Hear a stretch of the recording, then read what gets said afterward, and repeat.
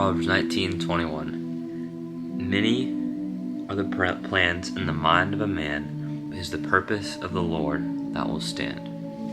I think this is not really talked about too much, because I think a lot of times we think of, the Lord, like the Lord's plan for our lives, trust in the Lord's plan. But we also kind of try to wrap in whatever we've got going on into that, under the guise of, and it's a quality guise, it's a quality thing to wrap into, but under the idea of making our ways His ways, by making our thoughts align with His thoughts, making our emotions all like being under self-control, having the fruits of the Spirit, living in the true ways of being biblically a Christian. But I think too, there's also that aspect of no matter what, the Lord's plan will always come through. And to say that that He will provide for us, He will care for us. It's also that aspect of whatever is His plan is going to happen regardless. And it's that kind of juxtaposition of yes, our will, our wants, our needs will also happen, but also His. Like I remember one time I was riding my bike. I was younger, like very young, very young. And I was riding down a huge hill by my house, and I flew into a ditch crazy fast, slammed on the ground.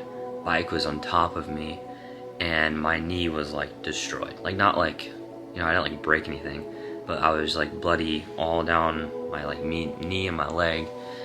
And immediately the first thing we did was pray for it. I was actually riding with my grandparents, and so they prayed for it, and it was a whole thing. But it actually took a while for the blood to go away. And I think it was truly it was we prayed in good faith. We prayed, I did all the right things practically to help it heal. But I think what it really was a symbol of a lesson too. It wasn't just if there was immediate healing, I wonder if I would have really learned to not go crazy, to go way too fast down a hill uncontrollably and slam into a ditch. And so I think there's that fine line of what the Lord has, but also what we want. We have to just trust Him.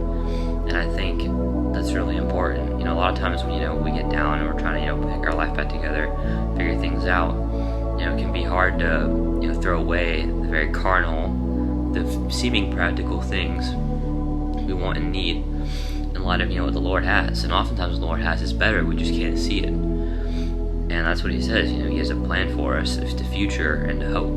And so a lot of times when we're we might be trying to, like I said, pick ourselves back up, we're just scraping for to survive, to get back into where we were before, or to get back a place where we feel okay. But I think that the Lord has a plan. The Lord always has a plan. But I think it's very important for us to trust in the fact that it's not our plan. It really truly, yes, we can trust in it, but it doesn't mean that we need to, we're only a small part of it. Even though it is, it's our lives, but God wants control. When you give Him control, in the end there's freedom.